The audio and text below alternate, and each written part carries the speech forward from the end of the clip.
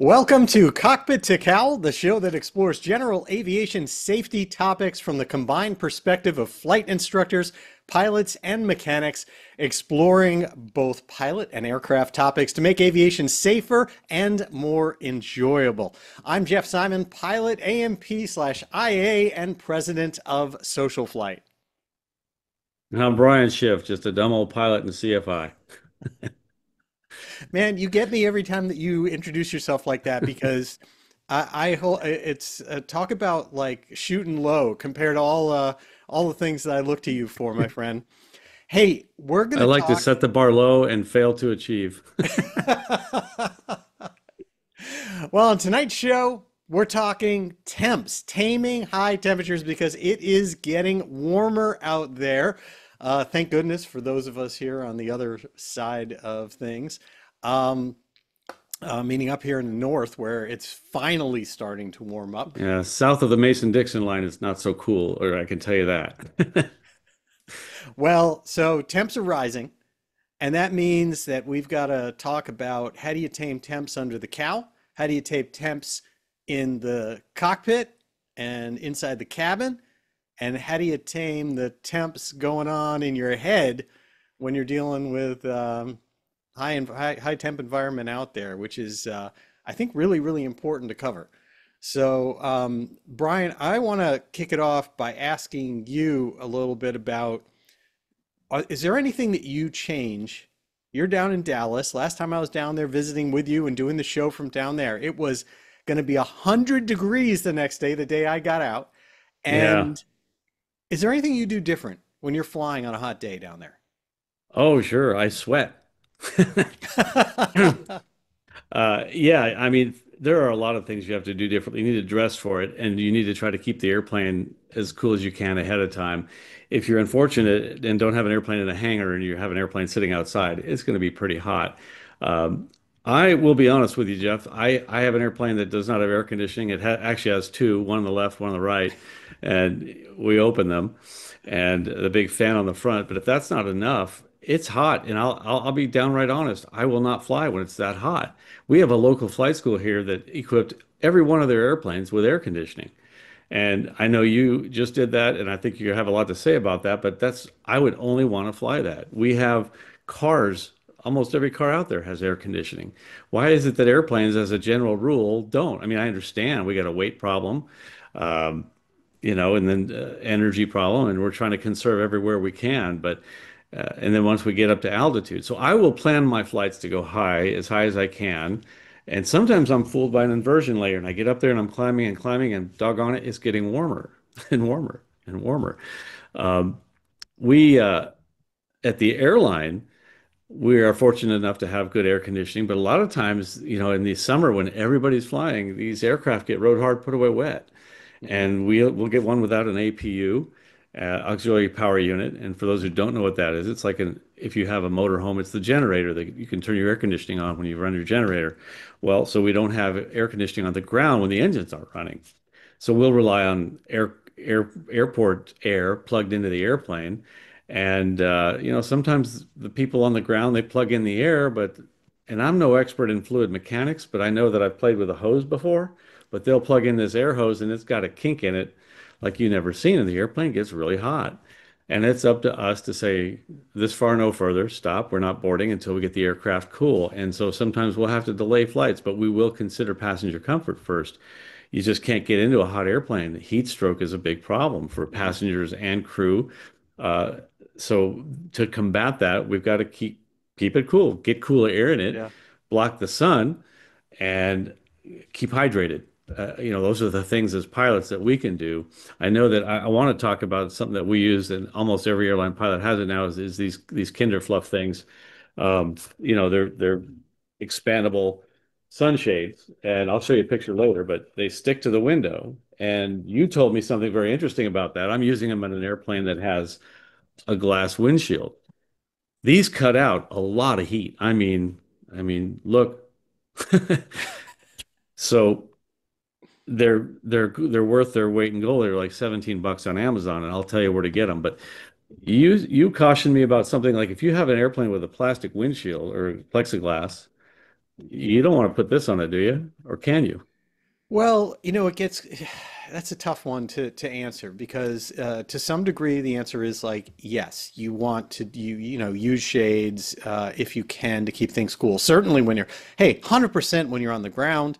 I happen to have the really big ones that don't have the sort of tacky side that you have on the Kinder shades. Yeah. You can use those on the ground to do it, but the challenge that we have with our aircraft is that the windows, as you mentioned, are very prone to scratching. And Mm, uh, yeah. and so, sometimes people think of that in terms of like an actual discrete scratch. We put something on there, we rub something, a scratch is left there.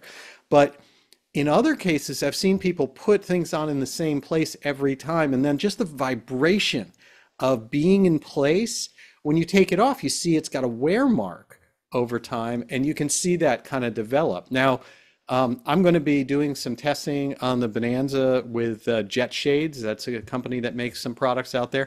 They Hmm. have ways of spacing that away from the window, so I'll give you some feedback in the future on that. Um, but the other thing Here's that's a bit of a here's what my challenge. cockpit looked like the other day. Both of us had our, and it's funny, but it's not. It's a greenhouse up there, and we don't get the airflow, and we have all those windows. Like in the back, they got little cabin windows they can close shades. We don't have that, but that's what we had. And just so you guys know, that's on Amazon, Kinder Fluff. They come in a little packet of four, and it's like 17 or 18 bucks. Totally worth it. I didn't mean to cut you off there, which I did, but I was going to show these pictures. So that's what we do. And so that brings up the other thing, which is it hard to spot traffic through that? Well, at this point, you're so hot that you don't care about traffic. I'm kidding. I'm kidding. But we're sitting on the ground. So, yes, the safety point here is you take those down before you start taxiing, and then you start getting really hot. You want to get in the air as soon as you can, get up to altitude. And we don't use the dark ones in flight, but you can see on the lighter one here, you can kind of see through it to some extent. Actually, that's not even a lighter one. The lighter ones you can see through, but once we get up in class alpha, where there's a lot more separation and everybody should be IFR, with a few exceptions, so no one, don't send your corrections. We do need to still look out the window. The best part is to go get some IMC, get in the clouds and cool off. Yeah. Yeah. And again, you just have to be responsible about this because I have seen people really black out the cockpit, at least on one side, at lower general aviation altitudes and joke about like flying under the hood Yeah, to that's do it. And not a good that's idea. all good until you get killed by someone, right? By traffic coming in. So it's a tough call to some degree. But if you are going to adhere something or be very, very careful that it is super clean, that it's not, there's no vibration against it. Like just be really careful. I've seen the results of having that be an issue. Now, the other thing that you can do is to actually find a way to cool the cabin.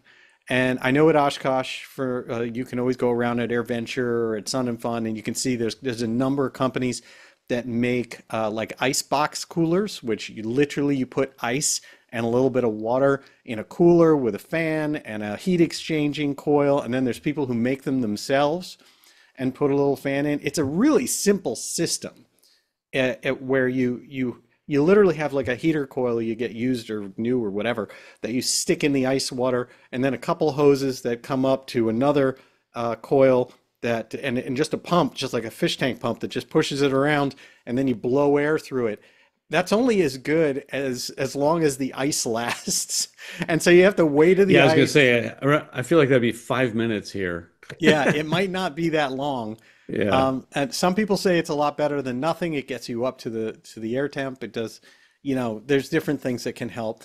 I did, as you mentioned, decide to splurge recently, and I agonized over making this investment in the plane for a long. I've been thinking about it forever, and they're very, the air conditioning systems being added to an aircraft, a sort of factory STC or aftermarket STC air conditioning system, is very expensive.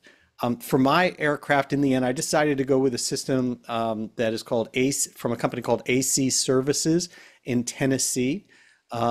and it's quite fantastic. You can show a couple pictures of it.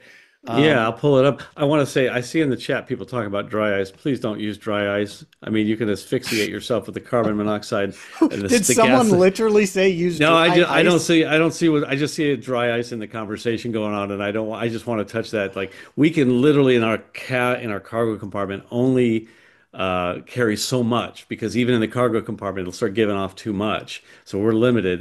Yeah. Don't carry dry ice. Let's I just don't not know what start the promoting, utter dangerous, ridiculous things. yeah, I don't That want was to do that. regular ice. Yeah, so Um, watch out for that.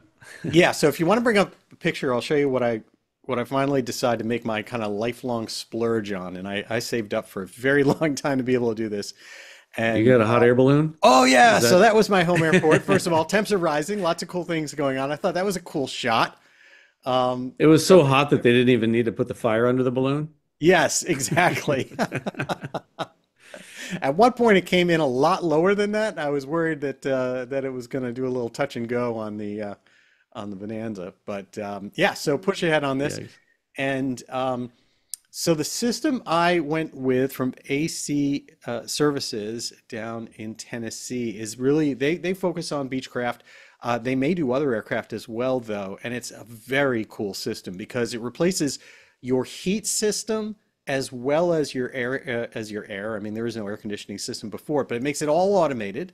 It gives you that panel that you see below the engine controls there, a little panel where you can set it and forget it just like I you was going want to it. try to zoom in on that. I mean, could we Yeah, yeah, you can zoom in on that probably.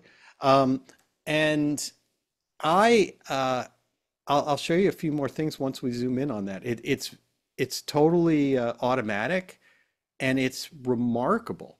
Um, and so they add a piece if you want to come in. Yep, you can go to the next one there. Oh, there you go. yeah, I was just going to Perfect. we're having technical difficulties, so forgive the PowerPoint prowess and why we're not in presentation mode. So Yeah. anybody wanting to criticize that, that's we're just dealing with So the I am if you raise that up just a tiny bit there, you'll see the little panel there, and yeah. it's just a really cool system. So I didn't know what to expect from this as we go forward. I mean, I'd certainly researched it, but if you go forward, we'll see they add in a new air vents above the pilot and co-pilot. They also add air vents towards the back. That little mesh area is a new speaker that's set up there. Um, let's move forward. We can see some more. A different venting system towards the back. And then if you can go through a couple more um, there, you can see how they build. They actually replaced, one of the nice things is they replaced the whole headliner, which on my plane being a 50-year-old aircraft was sagging all over the place. And so it was kind of cool to get that all updated. And then if you go to the next one, you'll see how they actually do it. They put a compressor on. This is a very traditional system, right? You just have a compressor up front, and it just runs the lines back, and everything else is in the tail. There's almost no change to the balance portion of your weight and balance. And the weight addition, I think, was about like 35 pounds. It was very reasonable in terms of what you've actually got to manage there. And and so you can close those pictures. There's not much more to do on those. But here's you talked about a temperature inversion. So You the say close the day, pictures? yeah, yeah, we're good on those. So Okay. the day that the day after we did the show together down there in your studio, which I loved, when I took off to go back, it was forecast to be up to 100 degrees that day, but it wasn't too hot early in the morning when we were there. It was like 69, 70 degrees, something like that on the ground. You mentioned temperature inversion. Yeah. I've experienced small temperature inversions. I had not experienced a major temperature inversion. And usually I'm thinking about temperature inversions in the winter up here, but maybe that's because we're always in winter up here. Um, I kept climbing out of your airport down there, and it kept getting hotter outside.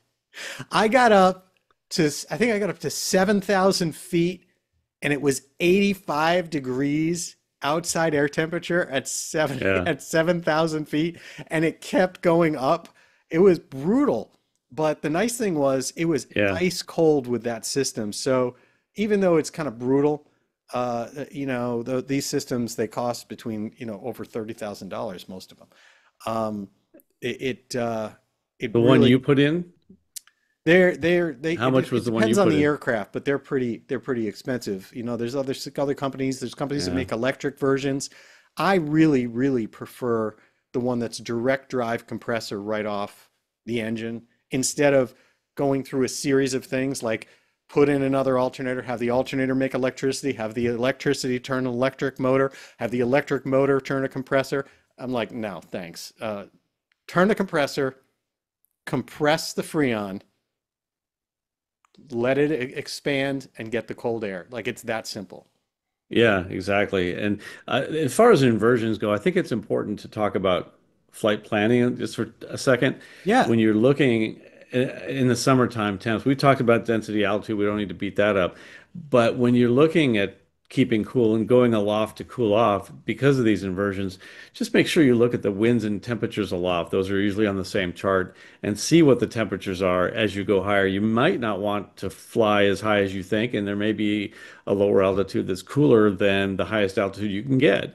And you may not be able to get as high because that density altitude as well. So I just want to tell everyone, make sure you look at the temperatures aloft when you're planning. Don't just assume it's always going to be cooler Yeah. upstairs. Don't do what Jeff did, right?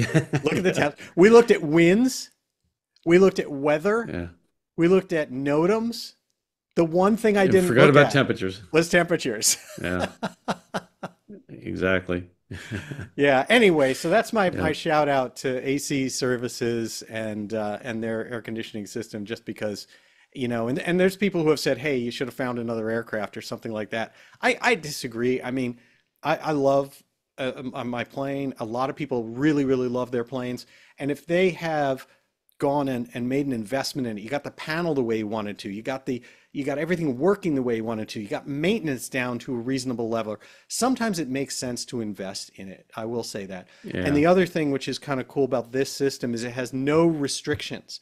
You do not have to turn it off to take off.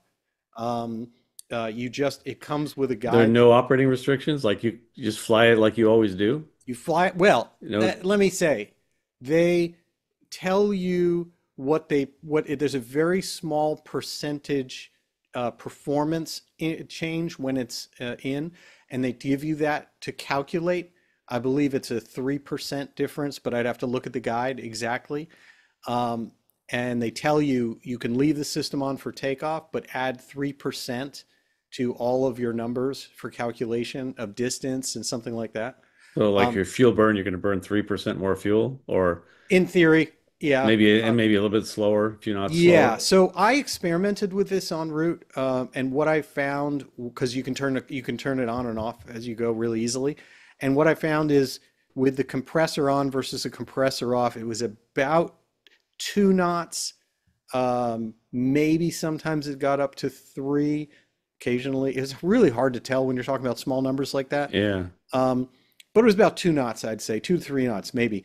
And for me, that was, oh my God, that was worth it, because the difference between broiling, um, you Yeah. know, versus that, like who Yeah, I cares? see some people saying not worth it to spend the money on air conditioning, and I'll get my flying done between 4 and 9 a.m. And I Hey, can see some of that. Some people don't have the choice of when to go, but I also, wonder, do you live in the South latitudes like this? Because it can be absolutely miserable. It can make the difference for me, be the difference between flying and not flying. If I'm going to fly in some of the hot summer temperatures we have, if there's no air conditioning, I'm not going. look, I am passionate about general aviation aircraft. Absolutely love them.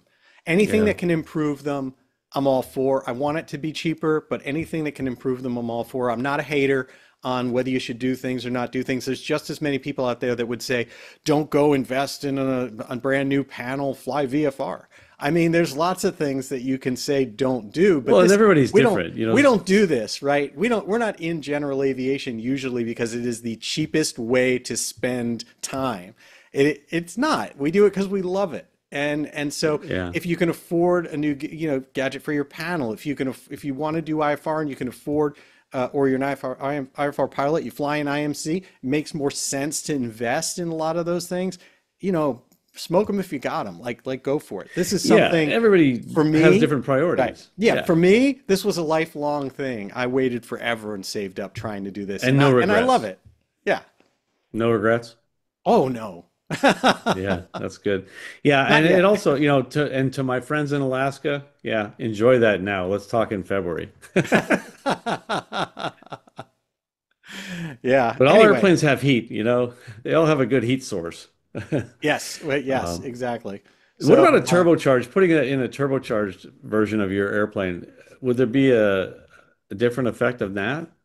Same performance loss? yeah, I think it probably would be. I don't. That's a good question. I don't know the answer. They had a whole bunch. Oh my God, they had so many planes getting done in there when I Yeah, was there. But yeah, we had a bunch of people asking again. Just I think they're right. It's FTA. Their website's different name than the company, but it is AC Services in Selmer, Tennessee. Selmer. Tennessee. Just wonderful, wonderful people too. Oh my God, were they good to work with? Just so kind and thorough with everything that they do. So, but there's that's lots of great. different folks out there. I just like to pass along a good experience. The other thing people have pointed out is if you're going to be doing new windows, do you certainly consider doing a higher level of shading when you do, if you're going to replace windows, consider when I did the windows on the Bonanza, I made sure I put a storm window in both the pilot and the co-pilot side so that you can get more breeze on the ground. Oh yeah, cross flow or Yeah. without leaving the door open. I'll tell you one thing I have said. You mentioned leave the door open, right? Like this is something to consider because people, it's hot out, it's humid out, and people start to rush and get forgetful. And this is the season for doors popping open, right? This is the season for taxing up to the run-up line with your door open, closing it, but not latching it correctly or trusting a Right. passenger to do it and not checking it. Yeah. And then we saw an accident not that long ago that was a door popped open and the plane crashed. That is just, There have oh, been many of those. And yeah, and on that note, if you have a door pop open and because it is more likely to happen, you're not as likely to shut it as well or latch it as well because you're probably doing it on the go. You're clear for takeoff. All right, let's close the door. We're all guilty of that. I still do that to this day because I want that air as long as I can. And yeah, I see it in the chat. Just fly the plane. Forget the door. The airplane will fly just fine with the door open. Everybody who's ever flown with me in training gets the door popped open at some point in while they're flying, and we will see what the airplane it flies just fine. It doesn't know much about the door. It doesn't feel there's not a lot of aerodynamic change. It's not going to go wide open because it's in the slipstream. Now, if you, I don't know of any airplanes that have the suicide doors, that open backwards like the truck do. That would be bad. I guess those would depart the airplane. Canopies are different, obviously. That could be problematic. I'm not as familiar with those, but well, I used to fly a Grumman, right? And so those you could fly with open to a certain point yeah, because they do only. 50 knots. But it affects the way you fly. It causes all Right. sorts of, yeah, a Yeah. lot of stuff. So Brian, talk to us a little bit about some of the other differences in how you fly and what people should know about flying with temps going up. Well, it's noisy and distracting if you have a door open, and that was just to finish up on that. That it's tempting to try to fix the problem because you're hearing a lot of noise, and if you can't hear ATC and you can't hear radios, it's an emergency at that point. You do what you got to do, fly the airplane, and don't be distracted by that noise and the fact that it's louder and things are blowing around or whatever. But um, the different things that I do, it sounds funny, but I always have a towel or paper towel. I actually take a few paper towels and shove them in the side pocket of my door because you're going to invariably sweat. And that sweat, if you have nowhere to put it, or your glasses will fog up if they go from, cool to warm all of a sudden. Uh, Also, in some airplanes, if you are up in the cool temperatures and you get a cold soaked windshield, you come down into the warm, humid air. It's just like, your glass of iced tea or soda on the outside will start condensating outside that cold surface. And I remember flying the Learjet, we had to carry all summer long a washcloth. Each we had one on each side because we were just having to wipe the windshield Hmm. down every time because it's cold soaked. So maybe and the last thing in the world you want to do is turn on your defroster and put some heat in the airplane on top of what you've already got. So things can frost up if you're in the air up high in very cool temperatures, you come down. So that's another consideration as well. Inversions, density, altitude, obviously those are all things. Tire pressures, and I think this is something you could speak to as well, that when the outside air temperature changes a lot, your tire pressures can change, and you're Hmm. more susceptible to a blowout. Higher true air speeds, higher rolling speeds on the tires heat them up. I'll tell you an interesting story. The other day, we found on the airliner, one of the four wheels, one of them was just the tire pressure was, you could look at it and see that it was deflated. And we called a mechanic over and he came and looked at it and he said, it was only 100 PSI. There's supposed to be a minimum 170 to 205, I think. If it goes below 170, they have to change both tires on that side of the airplane because when one wasn't doing the work it's supposed to, the other one's doing extra work. And not only that, all that bending of the rubbers, like I think you mentioned on a previous episode, like where we're just bending a paperclip back and forth, and you're going to feel that heat. Yeah. If we hadn't caught that, that could have been a wheel well fire right after takeoff. Suck the wheels up and put them in the wells, and we would have had a fire. A lot of critical systems in there. So I think, tire pressures and making sure that they're inflated properly is very important as well. Um, Other than that, have the right clothes and survival gear in case you have to land somewhere. If you're flying over desert, I saw someone talking about being in Southeast Arizona and being 95 degrees. I saw that. If you have to land off airport there, you're out in the middle of nowhere and you don't, for some reason, the airplane is in a condition not to provide shade. You need to have something to give yourself some shade. Carry plenty of water. Drink a lot of water. As much as your weight and balance will allow, have the water and keep hydrated. Physiologically, if you get dehydrated, your mind isn't going to work right. You're going to be more tired, um, and fatigue easier. So Yeah. you got to drink a lot more water. What cools the body is it sweats. That sweat evaporating, at least up in the northern latitudes. Down here, the sweat doesn't evaporate. It's just too humid. You just stay wet. But that's what cools you off is that evaporation. So you're losing a lot of water and you don't even know it. And they say 1 cup of water for every hour in the air, pretty much at altitude. Hmm. You should be at minimum. At minimum. That makes a lot of sense, and I think it's a little bit of a double whammy that I've noticed affect me as my passengers and other pilots, and that is when it's really hot out, you start out in a bad place, right? You're already stressed or tired or whatever that the heat is doing to you, and then you're dealing with dehydration if you don't really force yourself to drink. But at the same time, you're trying to get to higher altitudes. And so when you combine that, the Yeah. higher altitudes are drier, take longer to get there, have less oxygen. And so that in itself can have a big impact too. Yeah. Yeah, I say down here, people are asking where I am. I'm in Texas. It's not as humid here as it is in many places. You go down to Mississippi, Louisiana, over to Florida, down to Miami. Not as hot there, but more humid. So yeah, that humidity, it makes a big difference Mm, in how cool you feel. I lived in St. Louis for many years before here, and that is a lot more humid than here. And that humidity just keeps you from that sweat from evaporating, so you tend to overheat faster. yeah. And you mentioned, of course, tires. Be sure to check your tires because we're talking anytime that you got a big temperature swing happening day to day or temperatures of, the time of day, that's going to affect your tires and you need to keep them at the right temperature, at the right pressure, excuse me. Yeah, I did hear someone else said, I want to cover my windows, so I just file IFR. There's a there's a problem with that I'm statement, I'm and pretty sure that's not okay. yeah, but a lot of people don't realize the reason it's not okay. Even though you're IFR talking air traffic control, I think, and I've said this before, and most people who have watched my stuff probably know this. But when you're IFR, ATC will separate IFR aircraft from IFR aircraft because those are the ones that can be in the clouds, the IFR ones. But when you're in the clear, there's VFR aircraft out there. ATC is not responsible to separate VFR aircraft from IFR aircraft. That is a CNBC concept. So even IFR aircraft, our pilots of IFR aircraft are required to maintain separation from VFR aircraft when they're in VFR conditions. And it specifically says that in the AIM. So There's no argument about that. But a Mm, lot of people think I'm IFR, ATC's looking out for me. mhm. Not necessarily true. If you're in class alpha, most likely. In Bravo, yeah, they separate. I wouldn't count on it. I wouldn't bet my life on any time with air traffic control. They might be too busy and they are human. So I never would set up a scenario where I can't see out the window at all. It's Yeah, tempting to, though. yeah, makes a lot of sense. Yeah.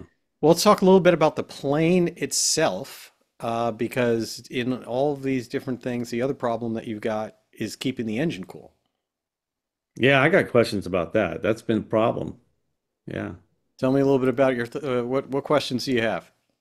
Well, first of all, there's a plate over the oil cooler, and it's like, do not, we put it on in the wintertime because I can't get the engine oil warm enough. And so we put this plate on there on the oil cooler, and it seems to warm up better. And then, so what's the magic temperature for putting a plate on or not? And I also have an adjustable cowl. So, every season I try to do that by feel, but are there any rules or advice on adjusting those two things?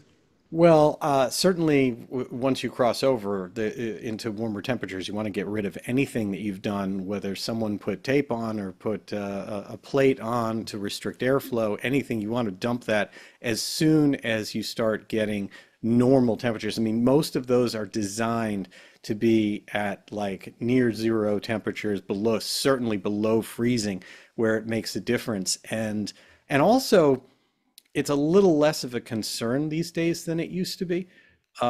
You want your oil, of course. I don't want to kind of switch over too much to winter talk, but you want your oil warm enough to boil off the moisture. That's the goal, to get hot enough for it to the moisture to turn into water vapor and to get out of Does the that mean engine. 212 degrees Fahrenheit or Yeah, 100 but it's Celsius? anywhere in the engine really. And even that's a misnomer. It doesn't have to boil to get out to for it to vaporize. That's Mm, just its most efficient way of getting out of your oil yeah. at that temperature. But you're generally going to do it. But either way, we're now at a point where you have things like multi-grade, multi-weight oils, such as, I'm a big fan of Phillips 66 XC 20W50. That's what I use just for everything. It's been fantastic. And I use Yeah. that winter and summer. And there's some really interesting stuff. One of the reasons that I'm so big on that is I've spent a lot of time with Aeroshell down at their facility with their researchers and their engineers, and with the Philips team with all of their engineers and everything. So I've been able to take look at like what each of them preaches and all their testing and actually see it, check it out in person, see what's happening. And some of it is so counterintuitive to what we tell ourselves in all of general aviation with through like one mechanic to another mechanic, that it's really important to point out. One of the things that came out with Phillips testing was that the multi-grade oils, their multi-grade oils, they have a Victory and a regular one, cool better than straight weight oils do.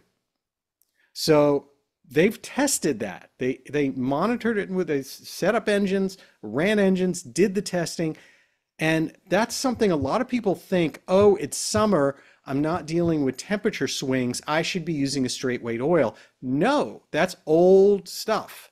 You should be using a multi-weight oil, and personally, like I said, I use Phillips. But that does a better job at cooling and a better job at lubricating and a better job Mm. at dealing with corrosion internal to an engine. And so I recommend that to everyone. That is, first of all, the biggest thing. The That's second, good. the second one I would throw in there is your oil level. Oil's responsible for approximately 25% of all cooling of the engine. And if you are one of these people that says, well, I try to keep it kind of on the low side so it doesn't blow off, so I don't lose much, blah, blah, blah. I don't, we don't want any wasting oil out your breather, because oil, certainly, if you fill it all the way up, some engines like to kind of spit out a certain amount of oil. But this is your heat sink. This volume of oil, as it gets pumped up through all the super hot parts of the engine and then dumped back into the pool that is your reservoir for a sump, for a wet sump engine, and then pulled from, that's your heat sink, in addition to what your oil cooler can do. And so keeping, Yeah, that's something I yeah, never thought of. Yeah, so keeping your oil level up has a massive effect on what it does to your Mm. temperatures. Not just of your oil temp, but your whole engine temperatures. So Yeah, that anyone who's makes keeping it at a sense. minimum, please don't do that. Oh, that makes sense. Yeah, I guess sticking with manufacturer numbers is always going to be the best bet on that. It's there for a reason. But I hadn't thought about more oil being able to cool the engine better. That makes a lot of sense. Yeah. Yeah, this becomes especially problematic at engines that have small oil coolers. If you fly a Cirrus, for example, with a Continental IL-50N, that has a capacity, I think it's 8 quarts. That's really big deal if you're not keeping that all the way topped up. If you have a 12 quart like an IL-550 and you're keeping that at like, well, I fly at 10, it's 12, that's maybe not as big a difference, but the bottom line is it's a trade-off. And so if you're in hot temperatures, really consider keeping yourself as high as your engine will tolerate, meaning that you don't just lose in the first 30 minutes of flight. Keep it up there. Yeah, that makes sense. That makes sense. Now that, of course, is Well, just the oil. There's a lot more to keeping engines cool, and we can talk about that too. yeah, and as far as piloting techniques, I think it's important to, you can't just put it up at VX and climb all the way to cruise altitude. Sometimes even VY isn't good enough in my airplane. I have always taught that, especially in the summertime, once you're at a safe altitude, and it depends on where you are as to what that number is, but out of 1,000 feet or so, lower the nose and do a cruise climb. So many advantages to that. Oh You can yeah. see better, first of all, but you get there faster. But also, it helps cool. You Yeah. get a faster airflow over the engine is going to help you cool the engine, operating at a faster indicator. Sometimes I have to climb at a higher speed to keep my Hmm. engine, below a certain temperature on the days on which I should not be flying. Right. Well, well, that brings up the next control that you've got, right? You've got certain things that you can control as a pilot. We talked about oil. The next thing you can control is fuel, right? Hmm. And a lot of people will be so focused on what their routine is for leaning that they'll be driving engine temperatures up instead of using that fuel for cooling when it's needed. Yeah. We could spend days getting into like Lena Peak discussions and stuff like that. But at the Yeah. end of the day, fuel is something that's used to cool aircraft engines. An excessive amount of fuel, when you're rich at peak and you're excessively rich at peak, is used for cooling.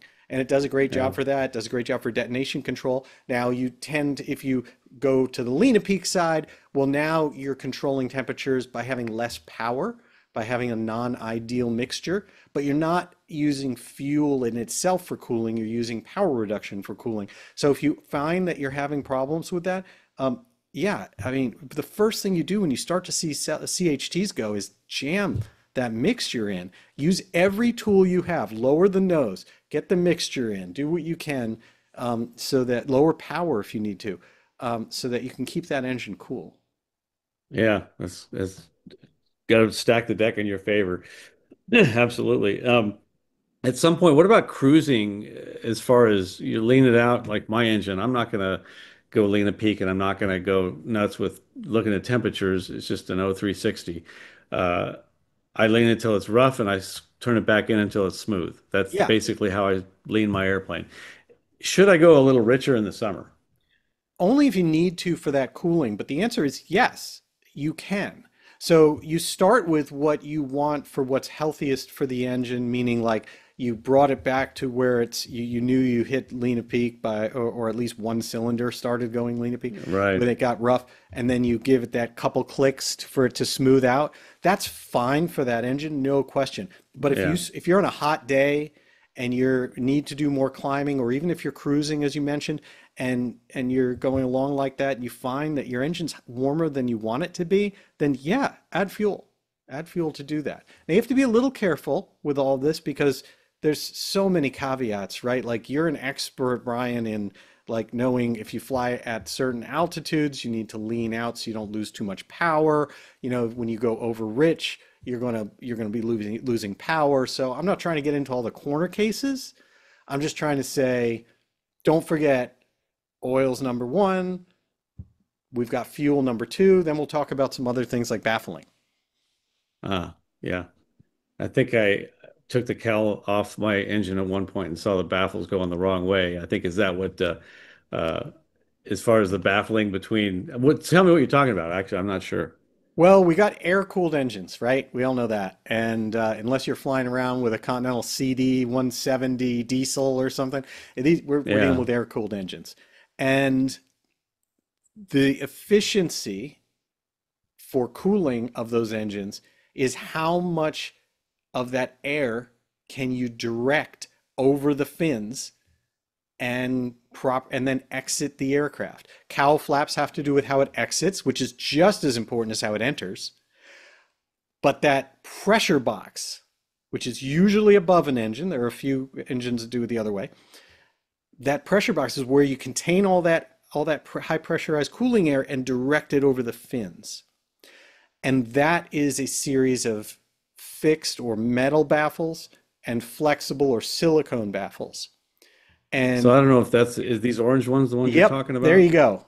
There you go. Right there. So why is it important that those go the right way? I've heard you mention that before. Well, go the right way, seal properly. You want to contain this, and you don't want something kind of with air escaping that compartment. And as soon as one of those little fingers or something goes the other way, then air is going to just push past it instead of being grabbed and sealed. In the way that it's facing forward in this example of this particular aircraft, the more pressure, the more it seals against the top. If it were facing the other way, it would kind of blow past it. But there's something I would encourage everyone to do with your plane. If you haven't done this, it's simple, it's easy, everyone should do it.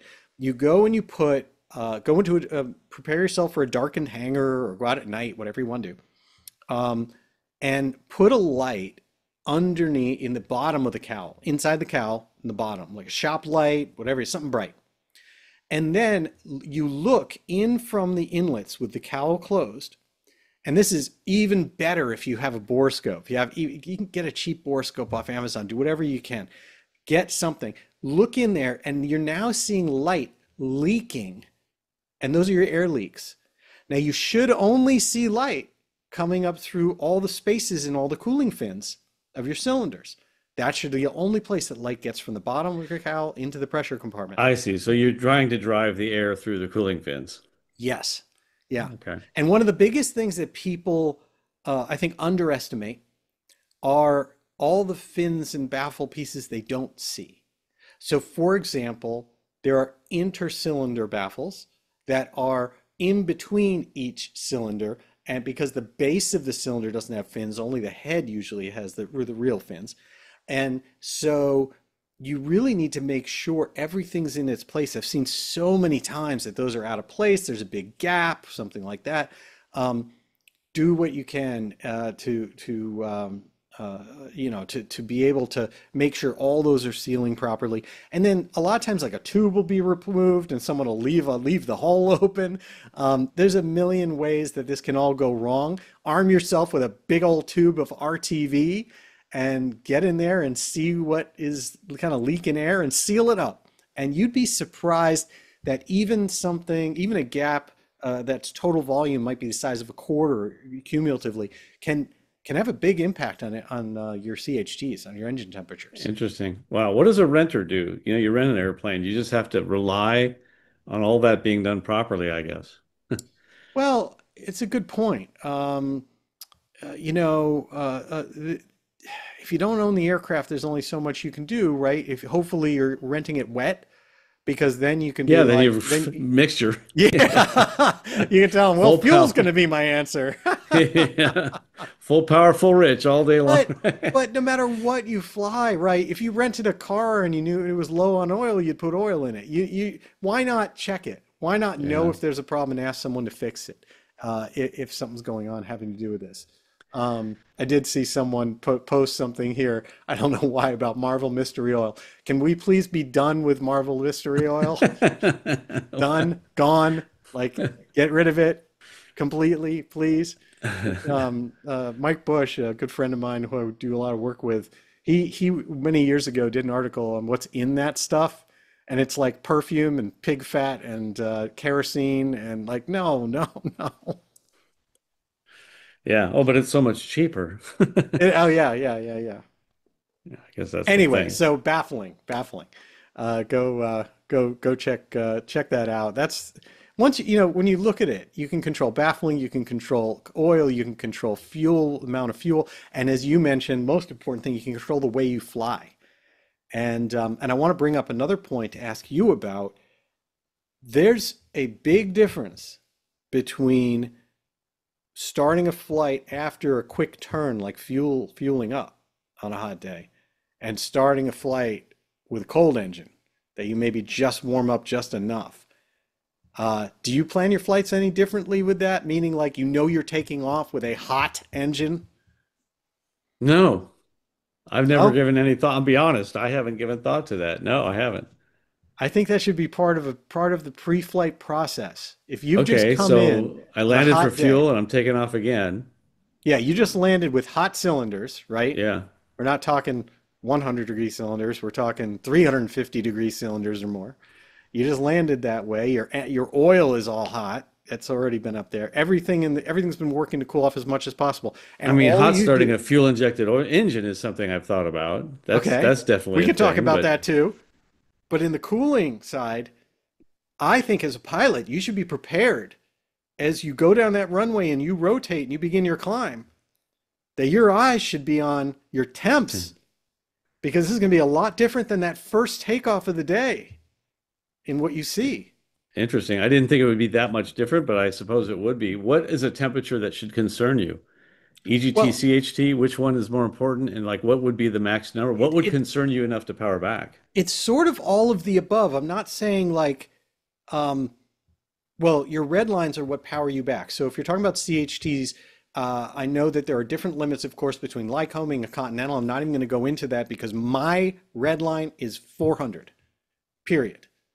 You can say you can run cylinders hotter than that without any consequences based on what the manufacturers say. Mine, 400. I do not let my cylinders get over 400. I don't care what kind of plane I'm flying. Um, and oil temps are a little bit different. They can get a little bit higher. But the point is more about realizing that you've got another factor there.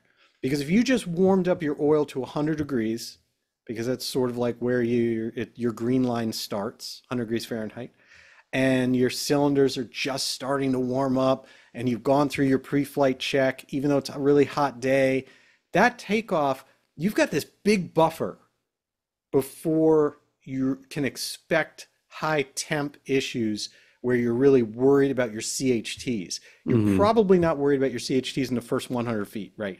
It's later as you start climbing, you're going to be like, oh, I better start watching this. Um, if you just landed with a hot engine, I think you've got to start worrying about that as soon as you rotate. Keep looking. Keep it part of your scan.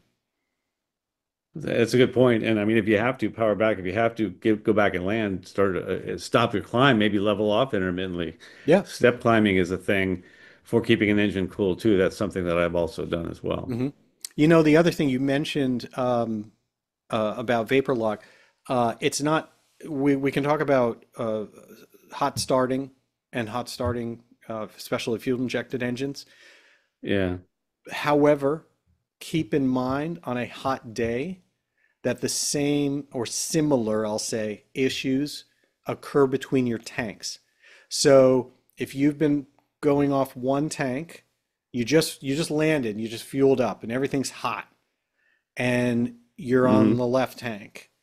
The chances that when you go to the right tank in cruise now on a hot day that you could get a burble of some kind out of that are higher than they would have been on a low uh, a day when you have to worry less about the fuel vaporizing.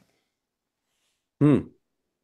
Say that one more time. I want to make sure I Okay, follow that. so we always worry about a little bit of vapor, and I'm not talking about so vapor lock's one thing that's different. Yeah. But I'm talking about you always worry when you switch tanks. Is there some type of a gap there before the fuel is flowing Oh, properly? yeah, yeah, yeah.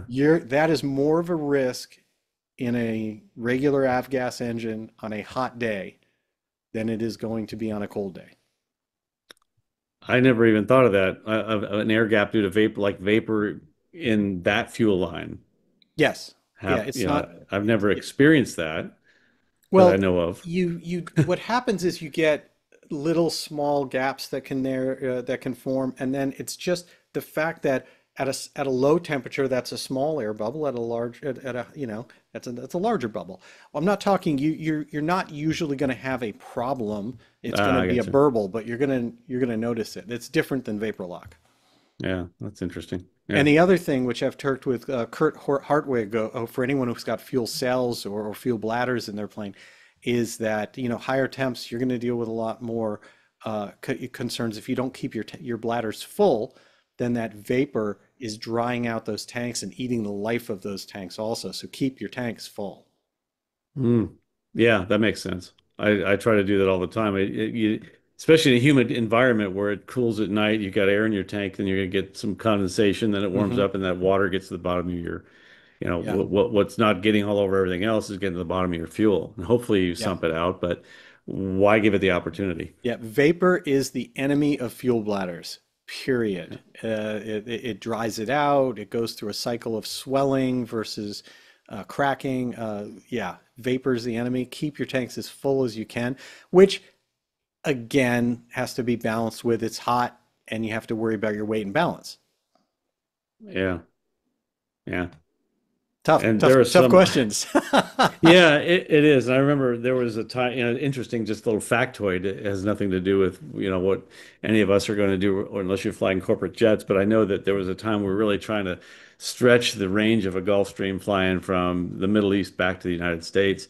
And we were actually planning our fuel stops based on where they kept the fuel, whether they kept it in the ground or in a truck. Because if they kept it in a truck, it's going to be warmer, and we're not going to get as much fuel Hmm. because the fuel is bigger when it's warmer, if you think of it that way. And in the ground, the fuel is a lot cooler. So we can actually see more and more jet places like the airliners. We get it, it's all coming out of the ground. It's stored down there and kept cool because you can compress it. So the fuel is like compressed, and you actually get a lot more fuel. So many gallons is like more weight when it's cooler. Yeah. So cooler fuel, you can actually get more into the tank and increase your range. And we're talking about a high performance airplane that can actually go really far with big enough tanks that makes a difference. Well, that's a really good point, right? Because if you fuel up in the morning, the one thing you don't want to do with a plane, right, is go and take gas right in the morning and then you're not going to fly until the afternoon. So you top off your tanks on a really hot day. What's going to happen when you come back? You're going to have It's big dripping. puddles of dollar Yeah. bills all Yeah. over the place that you paid for and contributed to the, deterioration of your ramp. Yeah. And a lot of people I know will, leave it an inch or two down when they're fueling it up, and it's going to Right. sit out in the sun Yeah. for a while. So you're not just dumping it Yeah. all out. But it And I seems know like forever that mine will be leaking out of the fuel vent. I'll be a half hour into a flight and it's still coming out of there because it's probably still heating and expanding. probably, or you have a check valve issue. But yeah, we had Yeah. some people ask about if you have metal tanks, then it's still yes, you should keep things full because of what Brian mentioned about the condensation issue, the fact that any vapor area, any empty part of your tank as you go through temperature changes at night and during the day, that's a good way to get moisture into your fuel. Right. So if I have my fuel's too warm and I want to cool it off, I'll just throw some ice in the tank, and just like my soda. There you go. It gets really cool. Yes, Don't yes, do that. yeah. It's a Um, little joke. I didn't say that. Brian said that. Right. The last thing you mentioned, of course, was hot starts, which is something most people don't have to worry about if you've got like a basic, Lycoming or your carbureted engine, not as much of an issue. But for those people with fuel injected engines, that can become more of an issue.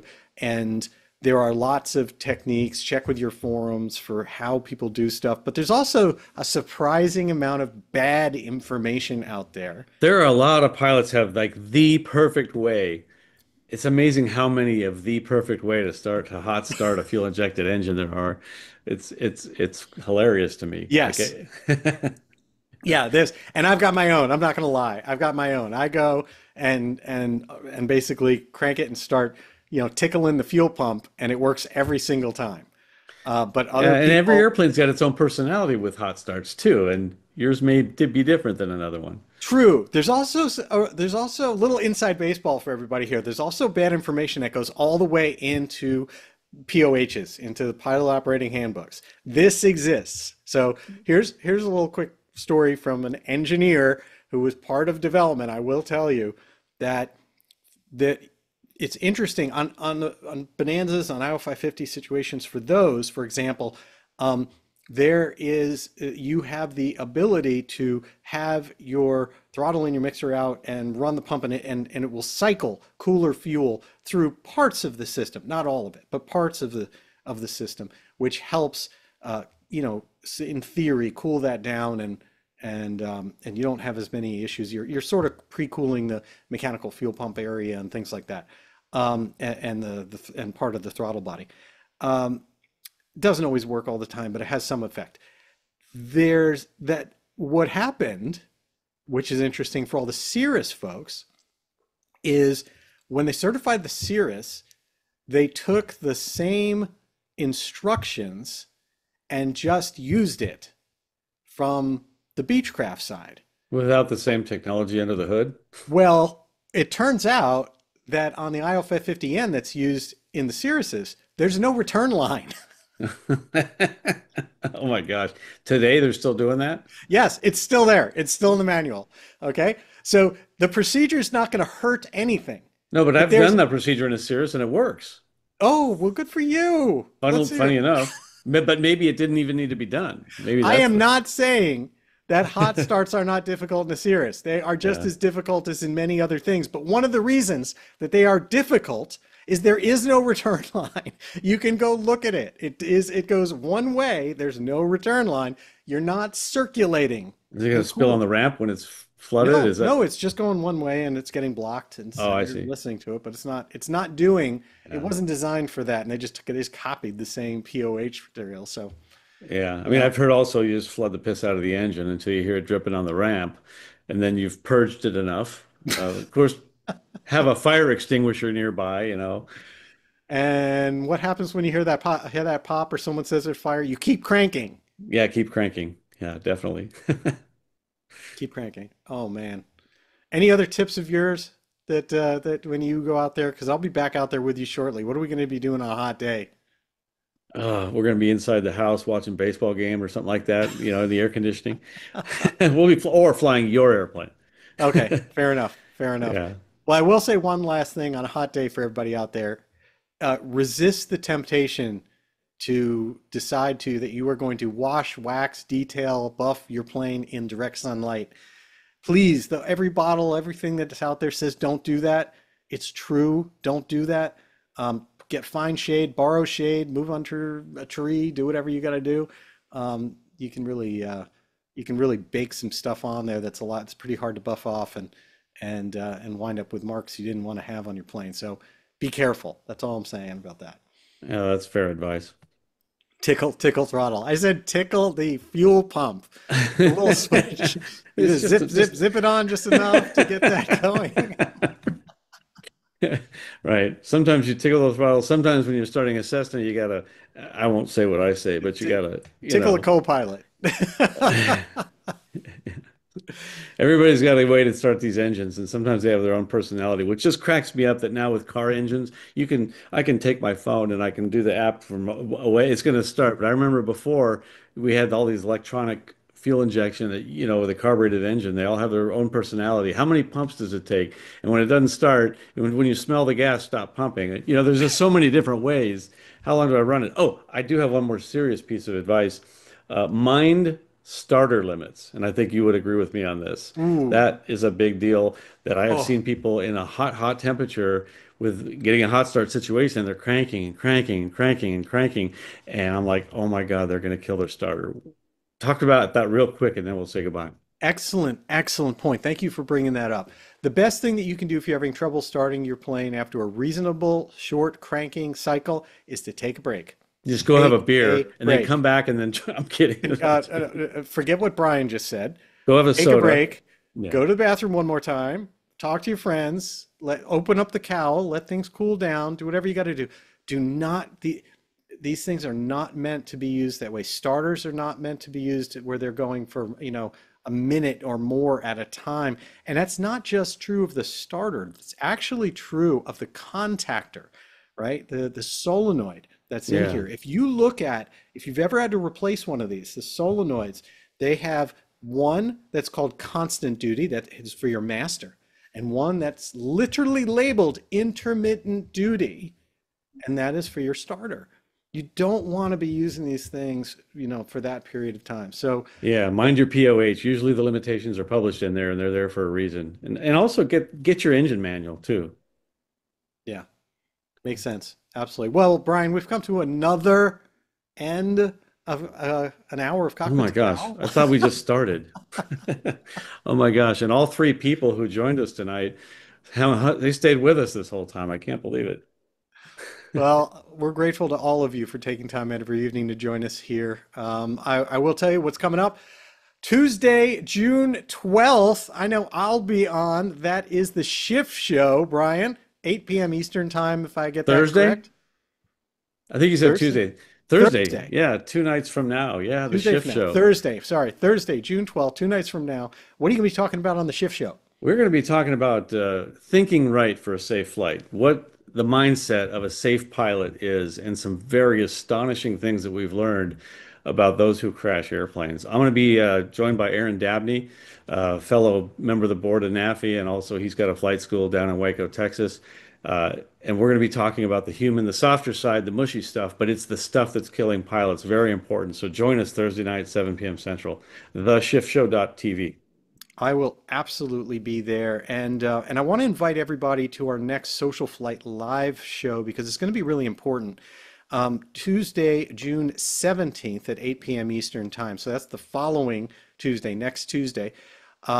Ken Lux is going to be on, and he is CEO of an organization called Flights to Freedom. I met him recently, and it had a massive impact on me. This is an organization that uses general aviation to save human trafficking victims. And I am Wow. telling you, you need to watch this show because you can help.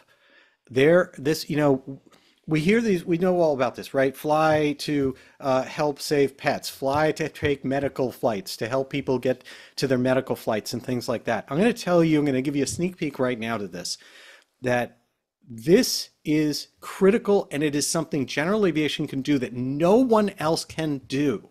When they rescue someone from human trafficking, these are often children have been taken advantage of by sexual predators and traffic and all sorts of things.